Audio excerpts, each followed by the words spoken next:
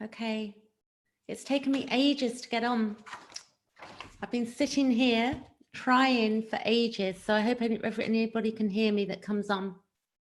I'm going to share a bit of information. I've been driven nuts by Zoom and this program I've got that's supposed to help me do my lives. But anyway, what I'm going to do is that I've been talking on complex PTSD, and I hope you can hear me. If anybody can let me know if anybody's watching. I've got one concurrent viewer, so I can't see who it is, but I'm going to keep talking. And if you can't hear me, then I guess I'll find out because somebody will tell me. So what we have is that the main bulk of getting over CPTSD is complex PTSD from Surviving to Thriving by Pete Walker, which I highly recommend. And what we have is that we have a society, I've written down a few notes that I'm going to read from, and we have a society where childhood trauma is huge. It's not a small matter in society. And what happens is that the people that have been through trauma are generally now sort of, adults, and the hardship that people are suffering because of what they've experienced as children means that a lot of us go around in life disassociating, and we're frozen in time. And the reason we have flashbacks and such like is that we've got this we have memories that really are painful to us, and this being frozen means that we can't get on with our lives, and we basically don't have a lot of joy in our lives. And it's basically arrested development that we have. So I'm just going to see if anybody can hear me. I think it's I feel a bit lost because I couldn't get on as I wanted to, and I had to come out of my program, the one that I had set up. So let me just see. And then I'll start again. So I'm going to I'm just looking at my YouTube from my mobile phone. That one's scheduled. Okay. Okay, great. I can see myself. That's great. Okay, I'm going to start again. So what I'm doing is just putting information out there about childhood trauma for people that have had hardship and are stuck in a loop because there's not enough support, easily available to people. Generally, people might go to their doctors and they'll be given anxiety pills for like trauma that they've had early on, whether it's been physical abuse, sexual abuse, or violence or emotional abuse. And it means that there's a lot of adults wandering around, quite heartbroken, and their souls have been shattered as children. And it means that there's a lot of work to do, knowledge needed for people to begin to heal so that we can begin to look after ourselves properly. So trauma means that we've got something going on that's happened. It means that we've been through something quite severe as a child, and that we're frozen in time as adults. That the pain that we consistently feel is because something's been frozen in us, and it's called arrested development. And arrested development is basically where we've not been able to lash out or fight back as a child, as a small child. We've not been able to stand up for ourselves because as children, we just basically have to go along with whatever the abusers or, family members do and such like. So these unpleasant memories are frozen in time, and this wounding creates repetition compulsion. So what happens is, as adults, and I've seen this with myself and many people that I speak to, that we end up repeating the initial wounding, not the exact wounding, but the emotional state of that wounding. So it could be that maybe we felt very depressed or very sad, or we felt abandoned. So as an adult, we'll, not on purpose, but we will go into situations where we will be abandoned, and we are being mistreated as adults because we've been taught a particular way of what love is from our parents. If it was abusive, then we think that abuse is acceptable, or it's not, we don't see it so clearly. So repetition compulsion really needs to be looked at. And one of the things we're going to need to do is to stop disassociating in order to overcome repetition compulsion. And the repetition compulsion is the psyche. It's a warning from the psyche. It's wanting us to heal this part of us that's been frozen. So if you imagine a child and, you know, that going through, you know, abuse, whatever type of abuse, sexual or physical or emotional, it's like the child does become frozen inside. And this means that although, you know, all children are precious and we are precious and we still are, our inner child now needs us to sort of wake up and get out of that disassociation so we can start looking after our inner child. And that will mean that we'll have to start doing work and working on our inner critic, which is very difficult for people that have not been through abuse. People have an inner critic that slates them every day, tells them they're not good enough, they're not this enough. And it means that if we don't, then we'll just continue the disassociation in many forms. I mean, you know, we could say like if just spending too much time on social media can be a form of disassociation. Being in fight, flight, freeze, fawn. We could, people smoke, people drink, you know, too much alcohol. And thankfully I was able to stop drinking in 2012, which has been my savior for me. I don't think drink is a bad thing, but depending on what we've been through and what we're using it for, it can be really harsh for people that are using it to self-medicate to get rid of pain. Then I've got some notes here, so I'm just going to keep reading. So we need to retrieve. So it's a matter of our shattered soul. It's a matter for us as adults that have been through child abuse to reclaim that shattered soul and begin to put the pieces back together. So we're going to need to be able to talk to people. And we've come from a generation of people that, you know, have zipped up and you don't talk about these things. There's a lot of shame about talking about being abused. And a lot of people say, well, it was normal, you know, and this is not acceptable either. It's not normal to abuse another human being. And it is definitely not normal to abuse a child, a small child, or any children. And so that shattered soul needs to be retrieved. And the only person that's going to retrieve it is us. And the way we're going to start doing that is by getting rid of the inner critic. And the inner critic is that constant voice that's saying these horrible things to us. So we need to watch it, and then we need to be able to work on it to get it out of our lives. And that's a constant work. That is constant work. And then the more we do it, the more natural it becomes that we're in protect mode of our inner child.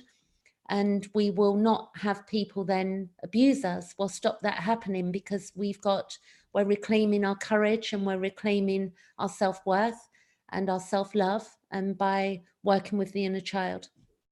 So retrieval, it means retrieving that soul of our soul.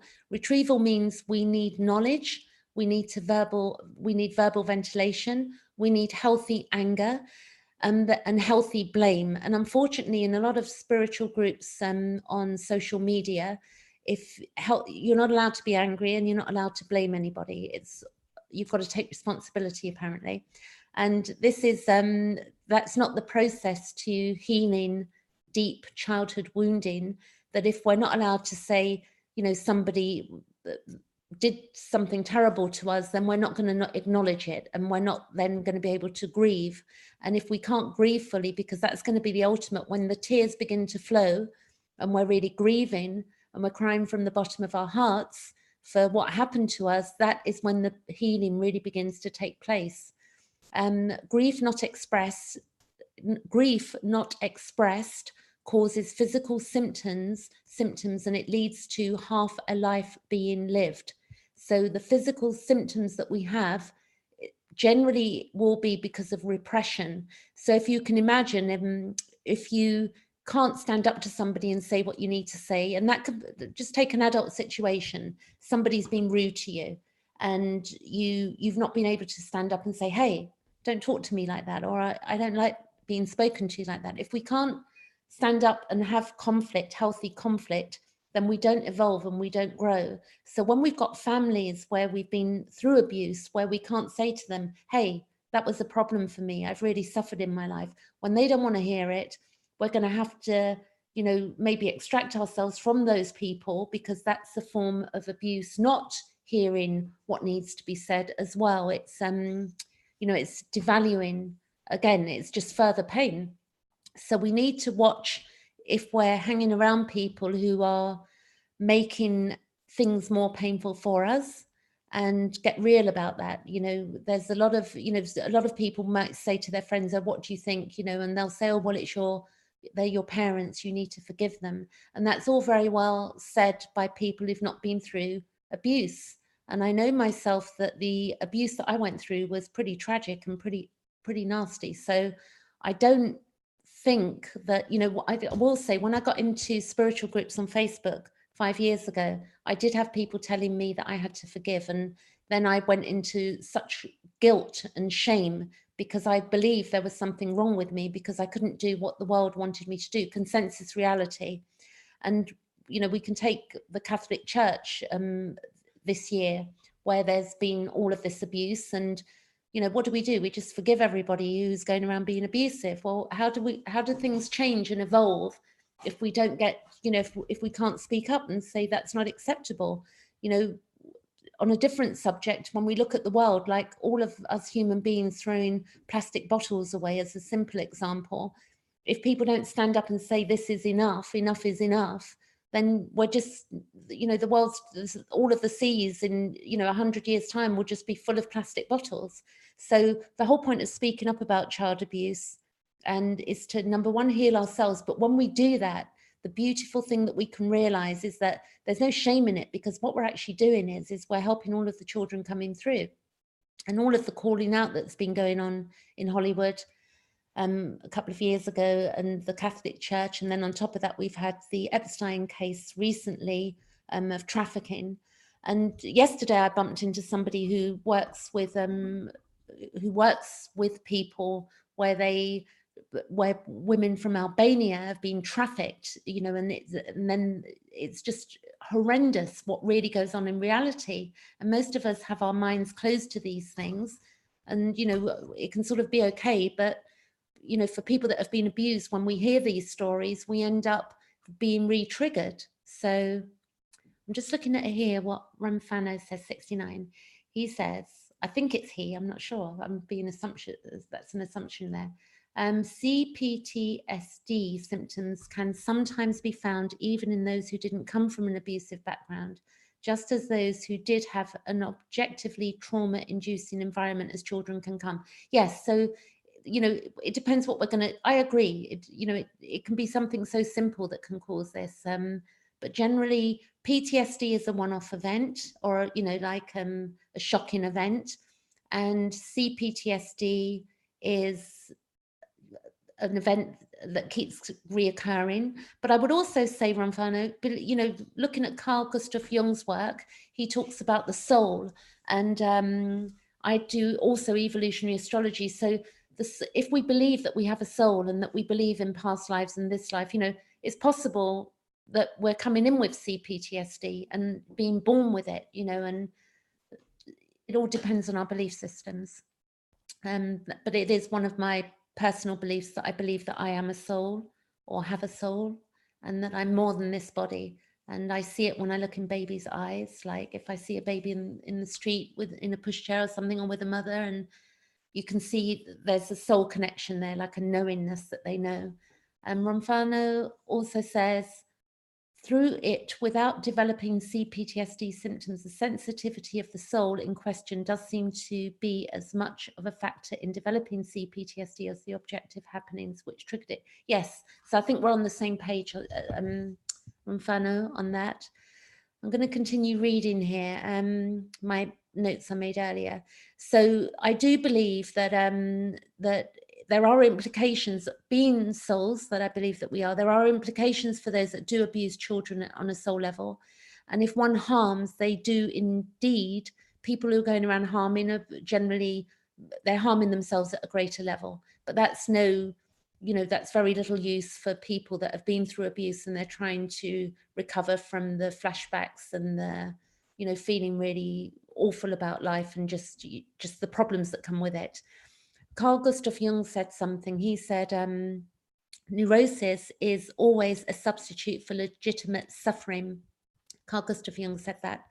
And neurosis is involving symptoms of stress, depression, anxiety, obsessive behavior, hypochondria, fixation, OCD, and it's not a radical loss of touch with reality. So it's not a radical loss of touch with reality, but it does cause, you know, so if the suffering, the neurosis that we do have, generally it's, you know, it's just that it is legitimate suffering. There's, you know, there's nothing wrong with us. And it's, the problem is that we've not been heard.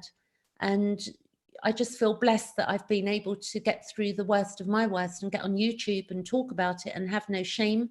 And I'm guilt-free. Not that I did anything anyway, but the society makes you feel guilty for, you know, bringing up trauma.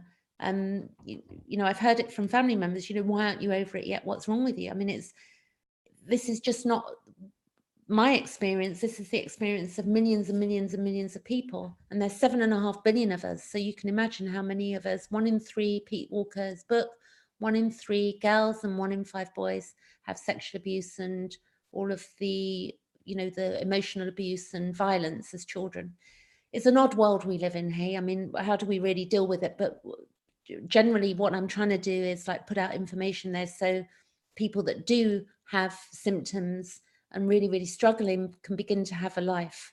And, you know, it's not all or nothing. We really need to understand that when I started the healing path, like consciously, when I got conscious about my healing, which was only probably about 2 years ago, because I didn't realize it was CPTSD, which isn't a disorder. It's a reaction to events that have happened in our lives. As PTSD is, it's not a disorder. It's, you know, you have an event happen and then you have a reaction to it. So the idea that I sort of come to of late is that, you know, death comes to all of us. Like, you know, one day I won't be, I'm 50. So as an example, just over a bit, 50. And I think that death it comes to all of us, you know, one day none of us are going to be here. And that's not a depressing thing. When we look at them, you know, look at nature, the leaves fall off of the trees, you know, we look at the reality of life. We buy a new piece of clothing, we buy a new mobile phone, everything we've got just has a life of its own, and then doesn't exist anymore. Apart from plastic bottles, I'll say, if we don't get rid of them, they'll be around a lot longer than us. So we've got these wounds, we've got fear, and we've got these pesky wounds, a funny word for it, but, you know, it's just these irritating wounds. Like sometimes I just want to be free of, you know, a memory will flash into my head of something like just going about my daily life and a memory will come back and so many little things. And I just get so peed off that I'm having to remember something that I really don't want to remember. And, you know, I understand how to deal with it now. When I have those, sometimes I don't. Sometimes I'll get all tearful and I'll call a friend. And thankfully, I've got a couple of good friends who understand what CPTSD is, so they don't terrorize me into saying, "Oh, let it go, forgive them." They sort of just sit with me through the tears on the end of a phone or whatever. And there's no shame in tears. And crying is actually that, you know, sobbing is one of the ways that we're healing. It's, you know, it's a really beautiful thing to be able to cry and not be afraid of what other people think about tears. Tears are a beautiful thing. So fear and the pesky wounds and traumas we have all had to contend with. You know, it's really difficult. And there's a lot of us, you know, who've been through abuse will not end up, the wrong word, we're loners. You know, we want to stay away from people we feel safe in our virtual world, so to speak. So the other thing is seeing how we will, let me just see this. So, okay, so we've really got, the point is understanding that we have to grieve in order to evolve, that if we don't look at our wounds, then we're not going to evolve them. And however difficult they are, a lot of people don't want to do that work. We can get therapy, we can, speak to somebody that understands us. We can read loads of books. We need knowledge, as much knowledge as possible. And the book, the link is below. This is the book. And below this video, you're going to see the link to this book, and it's free on Audible USA and free on Kindle, and free on Kindle Amazon UK. So you can see this is a well-used copy. All of my pages are falling out. I'm having to bound it back together. I can't believe it. You can't believe how old I am. That's okay. Neither can I. Okay. Let's see here. I'm not that old, Rompana. We're all gonna, thank God I've hit 50. That's all I can say. Life's got good of late. So what else have I got? Seeing how we will be, I'm just losing myself here. So the ignorance of death, like if we think we're never going to die and we're just going to continue disassociating and do all of the things that we're disassociating with, and unhealthy things, then we're just ruining our lives. So we need to look at how we're disassociating. Some disassociation is okay. It's all right. We're all different. We've all got different dispositions. I like to go on Facebook, but I do good stuff on there. It's like, what are we doing when we're disassociating? If we're disassociating and we're actually, being creative and helping people, then it's a good thing. So we can look at what that means for us. So I said to myself, the ignorance of death and the ideas we hold and the fear of not thinking about it can keep us stuck where we are. So if we look and think, oh my God, one day I'm not going to be here, then we can say, okay, how do I want to live this life? What do I want for myself? And particularly at 50, it's like, if I'm lucky, I might have 30 years left, I might have 20, I don't know. None of us know. And it's not depressing. It's like part of life. So it's like, what do I want to do with my life? So, what does my life look like the way I want it to be? And, that's made me make many, many changes. So, in digging deep, we will return, and when we dig deeper, we're all going to return, like the leaves fall off the trees, the candles, you light a candle, it burns that down. It's like, again, not being depressing. It's, looking at the spiritual side of life. So, let's see, I've got something nice to read for you on children as well, for a little poem that I'm going to read in a minute. So then I wrote this a couple of days ago. So I said, the point that I have come to in the last few days of my research and dipping into my own psyche over the last 12 years is that the wounds have to go. My wounds have to go. The imprints of all that has gone before that hold intense pain in me have to go. Or I have to, it's like I have to deal with them. So not they have to completely go. I can remember them, but it's like how they affect me has to go. So wisdom, I'm loaded with wisdom, but wisdom alone is not enough. When we objectify our lives, we evolve. We cannot, if we don't objectify, then we're not going to evolve. So what I mean by objectify is, it's like you sit down and you write a list of maybe all the things that, that are bothering you in your life. And then we begin to say, okay, why is that this way? Why do I keep choosing relationships where I'm being abandoned? Why do I do a job that I hate? Why, we start really finding out who we are. And so, but by objectifying it and taking the emotion out of our lives just for a moment, an hour, a couple of hours, sit with a coffee or a cup of tea or whatever you do, and just think about it. And then brainstorm with a friend. I've got a ladies group over on Facebook, which you can find me on Facebook and, join that ladies group if you're a lady. And sorry, I haven't got one for the guys, but I've got a ladies group and I help. It's a great group for helping each other. So then this is interesting what I found out a few days ago. You may have heard of the word know thyself, know thyself. And a lot of people say that Socrates said that. But just saying here, the phrase know thyself, as many believe, had not been invented by Socrates. It is a motto inscribed on the front piece of the Temple of Delphi.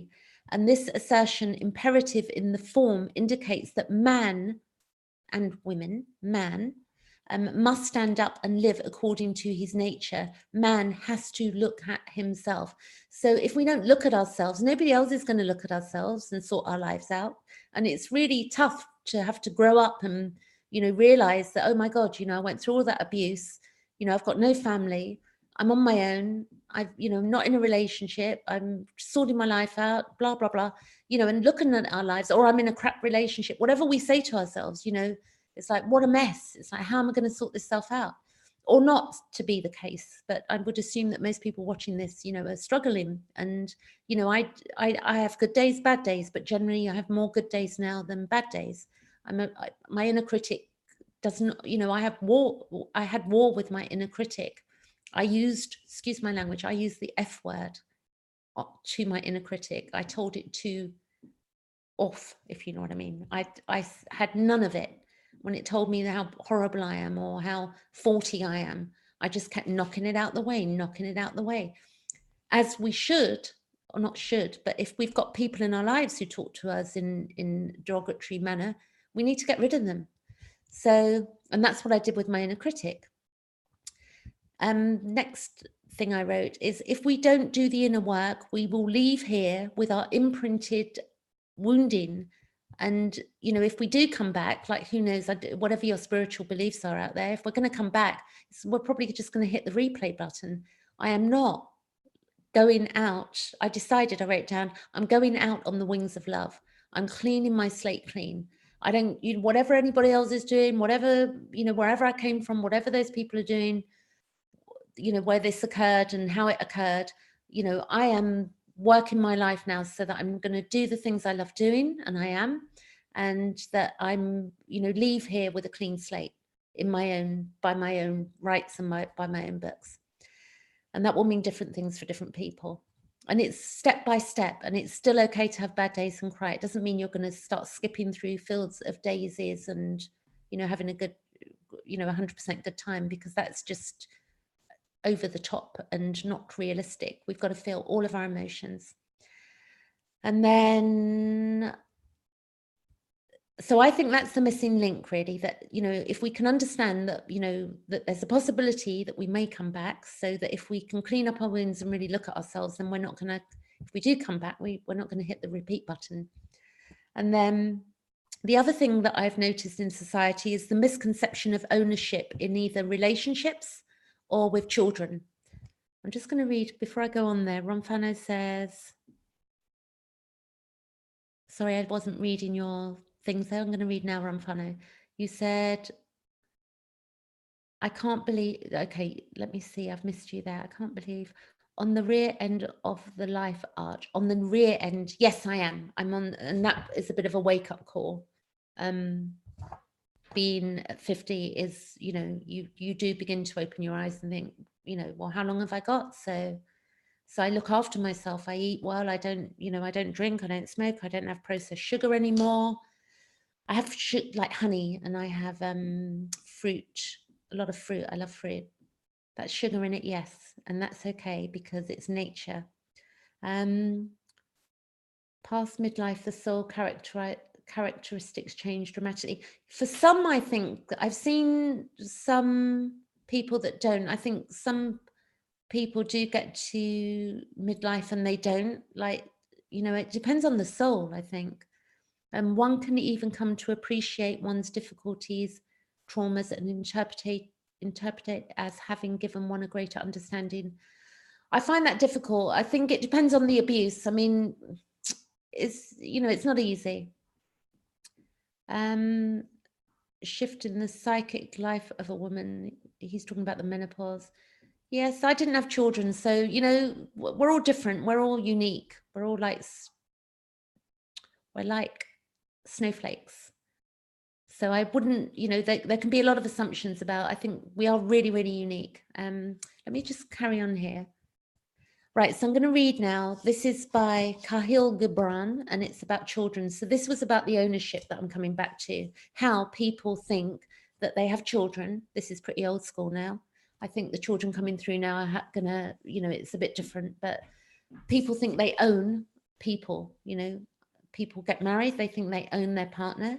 People in relationship, they think they own their whoever, and also people think they own their children. So this is beautiful. This is on children, Khalil Gibran, and I'm going to read this poem. He says, "Your children are not your children. They are the sons and daughters of life's longing for itself. They come through you, but not from you. And though they are with you, yet they belong not to you. You may give them your love, but not your thoughts, for they have their own thoughts. You may house their bodies, but not their souls, for their souls dwell in the house of tomorrow, which you cannot visit, not even in your dreams. You may strive to be like them, but seek not to make them like you. For life goes not backward, nor tarries with yesterday. You are the bows from which your children, as living arrows, are sent forth. The archer sees the mark upon the path of the infinite, and he bends you with his might, that his arrow may go swift and far. Let your bending in the archer's hand be for gladness, for even as he loves the arrow that flies, so he loves also the bow that is stable." And that is Khalil Gibran on children, a beautiful piece of poetry. So what I say now is in number one, you want to start dealing with this trauma. It's inner critic work is going to be number one before anything else, because the inner critic will not allow you to be angry with those who abused you. It will not allow you to blame people. It will tell you that you're wrong, particularly if it's parental abuse. And also religion does that to people as well. You've got to forgive everybody, apparently, no matter what they've done. And I'm a bit, I've got a different belief system on that one. When something's been fully processed and there's no pain in our hearts, there's nothing to forgive. We're free. So you can't force it. It's not like a light switch. You can't turn it on and off. It's something that is a process. It's a beautiful processing of, of grieving and getting rid of the inner critic. So you want to get to the point with the inner critic when you can have your bad days and you still love yourself. And that can take a couple of years to happen. You just have to keep hacking away at, this inner critic and telling it to go away. Below this video, you're going to have 14 steps for dealing with the inner critic. There's a link from Pete Walker. The other thing is the 13 steps for flashbacks. There's a link below this video, and you need to be able to work those in tandem, both those. The Pete Walker's book, the link is free, the USA Audible, Amazon, and then Kindle, it's free on UK Kindle. So the other thing you can do, the other thing I do, I look at astrology. So I'm an evolutionary astrologer as well. And I look at charts and symbolism. And you can look at wounding and, explore knowing yourself that way as well. But this video is mainly about Ptsd. But this is a book that I'm reading, doing some work on this evening at home. Once I get off this, I'm going to get back to this. I'm doing a video next week for evolutionary astrology. So Pluto, the soul's evolutionary journey through relationships. So it's understanding our relationships to each other and how they work, which is very beautiful as well. So I think that's it for today. I think I started off a bit funny because Zoom has been giving me jip getting on. I'm going to ring them up tomorrow and find out what's going on with the link to get me on YouTube. Let me see if Ramfano is here. The marker of conclusion of midlife. Midlife, I think, Ramfano, what I find is, this is my view, I hope you're still there.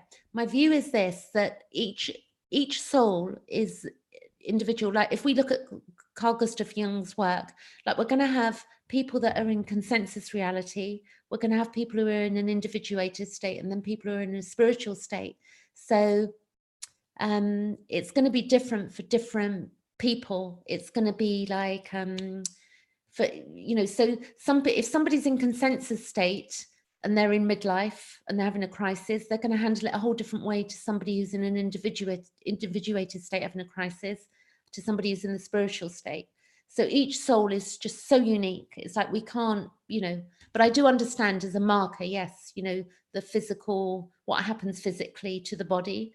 But then again, I would say if we look after ourselves and we take the right supplements and we do the right foods and we get rid of sugar and not fruit, I will say this very strongly, because people say that means you can't have fruit. Well, that's just a strange one for me. Fruit and raw honey is beautiful for the body. So each to their own. That's, you know, my own belief on foods. But, you know, so the midlife thing can be, you know, if we're looking after ourselves, it can be a whole different ball game to whether we're going around eating a load of junk food, drinking a bottle of wine a night like I used to, and smoking 40 cigarettes a day.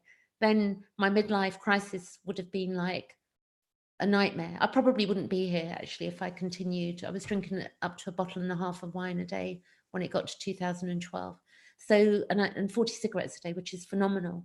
And, you know, so I encourage people out there, these things can be changed and they can be developed. We don't have to change everything all at once. I don't want anybody hammering themselves that, oh my God, I've got so much to sort out. The first thing you do is start with your inner critic.